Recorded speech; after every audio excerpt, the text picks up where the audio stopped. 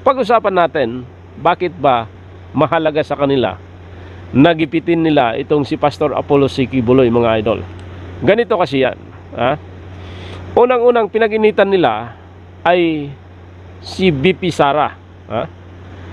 Vice President Sara Duterte, ginipit ang kanyang confidential fund sa Kongreso. Dahil matapang ang paninindigan ni Vice President Sara Duterte na durugin ang New People's Army. Alright, mga idol, isang mapagpalang gabi sa inyong lahat saan man kayo naroon. Welcome sa ating EPC Vlog Production, EPC Vloggers. Isang pagpupugay sa sambayanang Pilipino at sa bawat mamamayang Pilipino saan mang dako ng mundo kayo naroon, mga idol. Isang mainit na pagbati ang pinapaabot natin sa inyong lahat. Araw ngayon ng Sabado, 16 ng Marso, mga idol. So pag-usapan natin yung mainit na kaganapan sa ating bansang tinubuan, mga idol. Kung saan isa lang ang konklusyon ng Senado at Kongreso.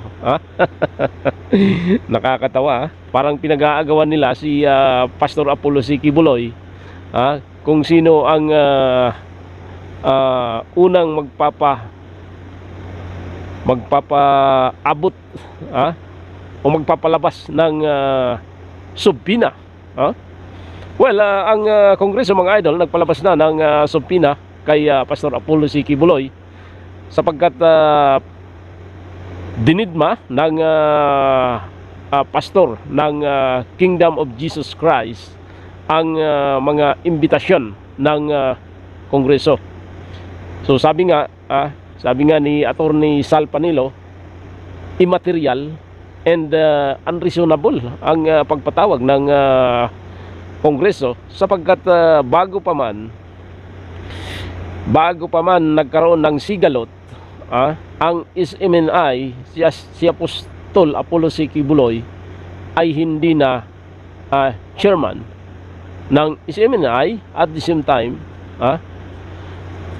wala na sa kanya ang jurisdiction. Bakit atat mga idol ang mga congressman na ito na ipatawag si Pastor Apollo C. Quiboloy? And the other side, mga idol, the Senate also eager to subpoena Pastor Apollo C. Quiboloy under Risa Hontiveros investigation for the Senate hearing investigation. May kinalaman sa mga aligasyon kay Pastor Apollo C. Quiboloy. So mula sa mababang kapulungan hanggang sa mataas na kapulungan ng institusyon ng lipunan na ating sinasandalan ng demokrasya, mga idol, ay nag-uunahan ang dalawang matataas na sangay ng ating pamahalaan, bulwagan ng katarungan, ay nag-uunahan upang gipitin ang isang pastor. So pag-usapan natin bakit ba mahalaga sa kanila nagipitin nila itong si Pastor Apollo C. Quiboloy, mga idol. Ganito kasi yan. Unang-unang pinag-initan nila ay si VP Sara. Vice President Sara Duterte, ginipit ang kanyang confidential fund sa Kongreso. Dahil matapang ang paninindigan ni Vice President Sara Duterte na durugin ang New People's Army. Okay. At sino ba yung mga taong eager na humarap sa pagdinig sa Kongreso at sa Senado itong si Pastor Apollo C. Quiboloy? Walang iba kundi ang tatlong itlog ng Kongreso, si Raul Manuel ng Kabataan Party List, at si Arlen Brusas, at itong si Castro, si Franz Castro, mga idol. Sila yung mga talagang eager na humarap sa pagdinig si Pastor Apollo C. Quiboloy. And sa Senado, mga idol, alam naman natin itong si Risa Hontiveros ay isa rin itong miyembro ng kilusan, aktivistang kilusan ng New People's Army. But tumiwalag ito, mga idol, during the time ng buhay pa si Juma Sison. Kaya nga nagpalabas ng shoot to kill order dito sa mga grupo ni Hontiveros na tumiwalag sa kilusan. Kung gusto rin nilang bumuo ng isang parte. So ngayon gusto niyang maging kaagibat pag atake ng tatlo dito sa Kongreso kay Kibuloy. Mayroon ding another. Kung makalusot si Kibuloy sa Kongreso, mayroon pa sa Senado. So bakit ginagawa nila ito? Alam natin mga idol, during the time, previous administration, talagang matibay at lantaran ang pag-atake ni Pastor Apollo C. Kibuloy sa New People's Army. So ito ngayon ang pagkakataon na kung saan nagkakaroon ng connivance ang Senado at Kongreso para gipitin itong si Pastor Apollo C. Kibuloy. At alam nila na itong si Pastor ay isang malaking tao sa pangalan, sa larangan ng Duterte in politika, mga idol. Malaki ang ambag ng Pastor Apollo C. Kibuloy sa political career ng pamilya Duterte. Ito yung isa sa mga dahilan kung bakit gusto nilang tirisin at alisin ang Kingdom of Jesus Christ ni Apollo C. Kibuloy na kapanalig ni former President Rodrigo Roa Duterte. So ito yung nakakalungkot na akala nila ay madaling gawin, na kung saan mga idol ito ay mayroong mandato. Sino yung mga nasa likod ng panggigipit kay Pastor Apollo C. Kibuloy? Siyempre alam natin na may mga taong nagnanais na tumakbo sa 2028 national election at mababangga nila ang malakas na kandidatura ni Sara Duterte. Sino yung nag-aambisyon mga idol? Walang iba, Martin Romualdez. Sino pa? Lumalabas din ang ugong-ugong yung anak. Yung anak ni Marcos na si Sandro Marcos ay may iging-iging din na gustong tumakbo sa pagka-presidente. But ang pagkakaalam natin, if you're running for president, kailangan 40 years old pataas. So hindi pa ata qualify ang Sandro Marcos para sa ganyang posisyon.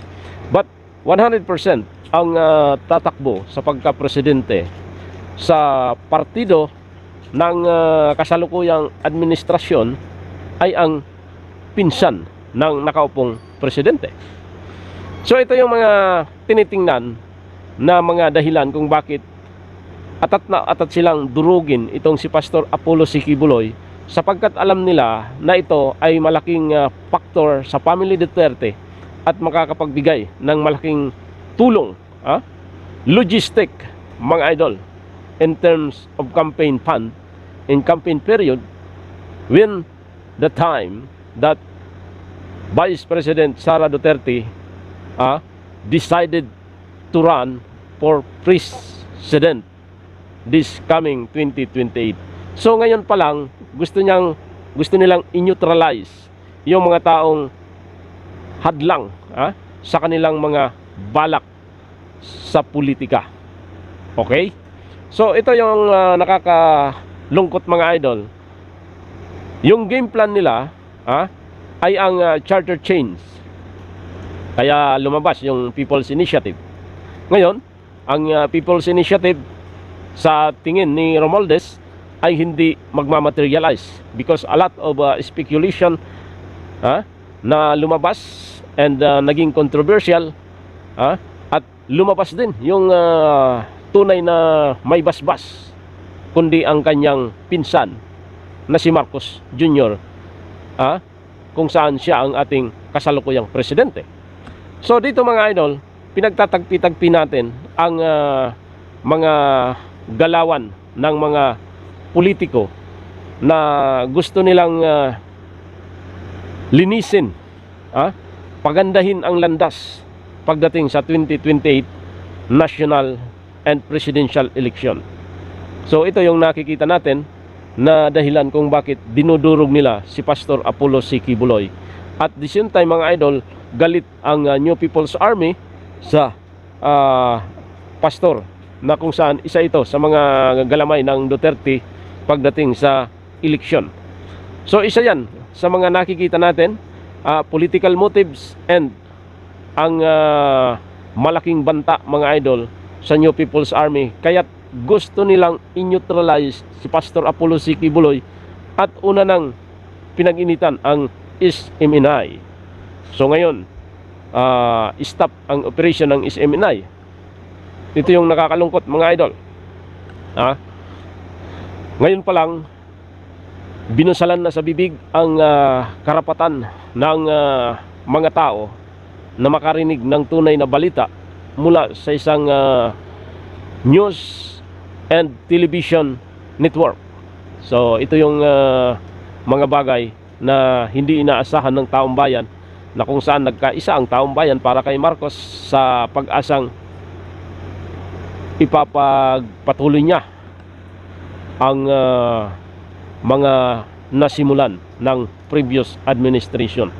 So ang masakit ngayon mga idol, may mga reklamo hinggil sa ganitong usapin, panggigipit sa ilang personalidad na kung ating maalala ay tumulong din sa kanya during that time of campaign period, pero pilit na dinidiinan sa kanyang administrasyon. So ito yung sabi ng kasulatan na an eye for an eye and teeth for a teeth. Yan, mata sa mata, ngipin sa ngipin. Yan ang kasabihan na nangyayari ngayon. But isigway natin yung usapan na yan mga idol. Napuntuhan na natin ang punot dulo ng panggigipit kay Pastor Apollo C. Quiboloy, political motive, and kasama ang ganti ng mga grupong nasa Senado at Kongreso na kung saan kaalyado ng New People's Army para patahimikin si Pastor Apollo C. Quiboloy kasama ang SMNI na kung saan araw-araw binabanatan at isinisiwalat at nagmumulat sa taong bayan may kinalaman sa mga pang-aapi ng New People's Army, pangre-recruit sa mga kabataan. At unti-unting na-educate ang taong bayan sa pamamagitan ng Laban Kasama ang Bayan na programang nag-i-air sa SMNI. So yan mga idol, alam na natin ang takbo niyan. So thank you mga idol sa panonood sa ating YouTube channel, and I hope na kahit konti ay nakakapag-ambag tayo ng konting kaalaman sa ngalan ng ating nalalaman, sa konting pag-aanalisa sa ating YouTube channel. Sana'y lagi nyo akong samahan mga idol sa ating EPC Vlog Production, EPC Vloggers. Sana'y tulungan nyo ako na mapaunlad ang ating YouTube channel, EPC Vlog Production. Salamat mga idol sa mga nag-subscribe sa atin, and shout out na lang sa inyong lahat sa mga nag-comment at thumbs up sa ating YouTube channel. Isang mapagpalang gabi sa inyong lahat mga kaibigan. Salamat and happy weekend.